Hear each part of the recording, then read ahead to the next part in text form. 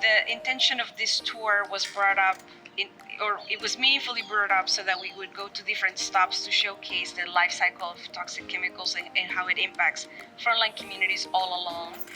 But also it is intentionally so that we can show and provide examples and models of community-driven solutions.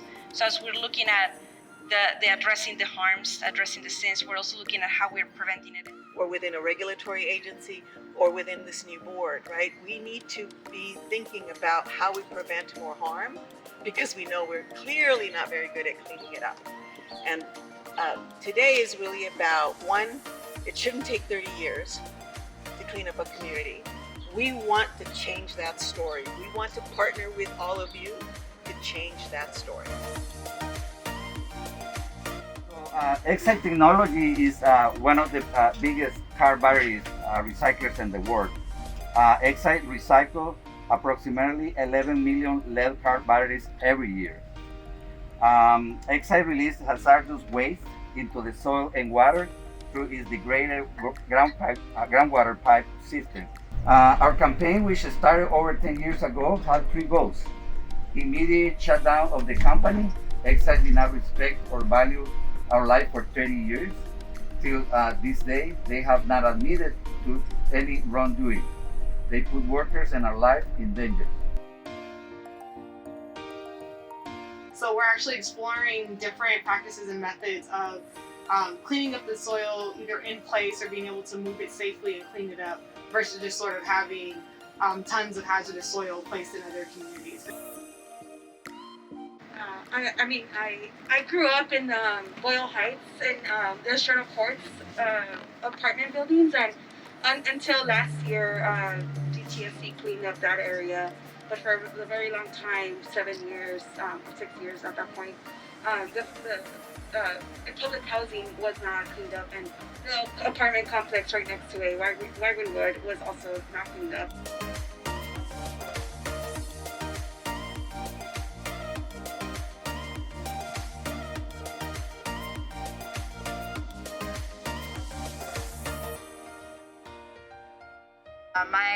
The house that I rent currently also has high levels of contaminants. They've come to my house to do like the testing to see what levels the soil is at, but they still haven't come back to pretty much follow up with the cleanup. So I'm still in that process. Like one of the issues, because it was dusty and we had a drought and people were not watering lawns as much, then you also have the dust kick up often when there's wind. So about being able to change the soil, that the lead's going to get into the air. It's going to get into like your blood system. If you're a kid playing in the ground, that's what's going to happen. Because we knew the potential of harm that this could cause to students should a school be built here, right, without the remediation, then we all jumped on board. We all agreed. And we did several protests. We did fundraisers to help out with paying for the expenses because we're a community. We don't have any funding, right? So, but we also didn't want to sit back and just take what was happening because we've been tired of what's happened here. So it's a perfect opportunity to figure out how to do co-ops, or they're being sold to their workers not as co-ops, who are Latino workers, right? So now you have another generation of immigrant families working in an industry that could be clean, where we could actually be like in the forefront of the things that we need to deal with the mess and the sins of the past, right? So that the future looks a lot cleaner and better. Through our community grant, we're working to address the pollution burden from the main facilities of concern in South LA, and dry cleaning was one of the top issues that we found.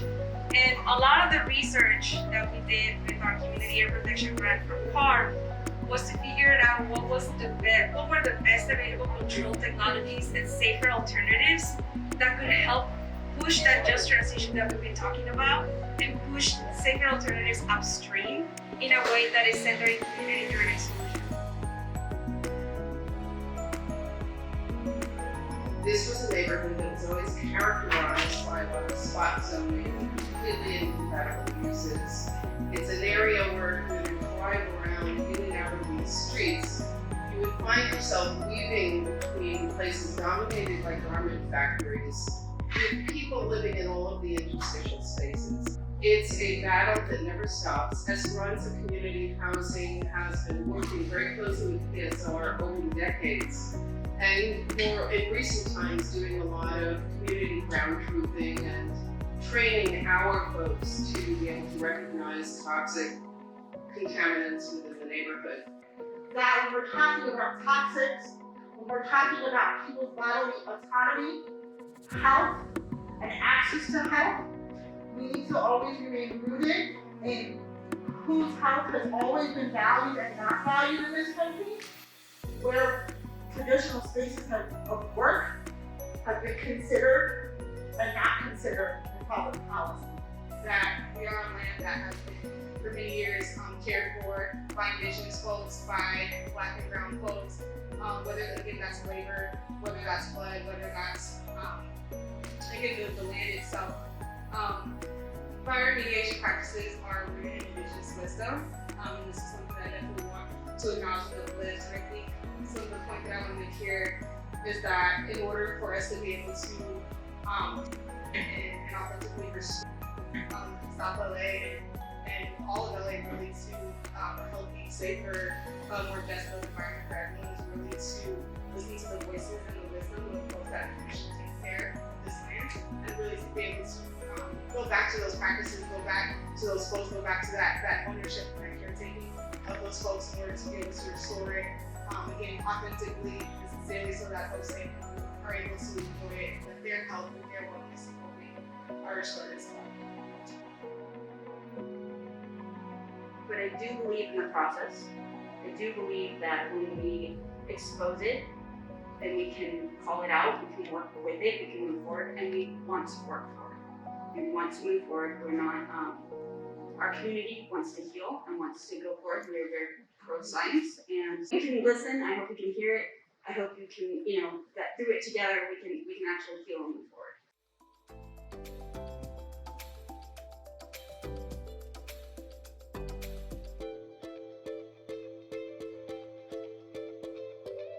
I think within our community, within the Black community, because we're used to government intervention, used to things usually ending up not in our favor, then people, I think, create a wall and create resiliency measures that shouldn't be required. So people then put the onus on themselves to find safer or make safer products, on themselves to have better community, on themselves to do all of the things that are our responsibility to some degree, but are more so responsibility of people in power. The hub for Black Los Angeles to be able to come and get culture, right, and get the healing methodologies that get up and get in the suburbs and more on the outskirts of the metropolitan area.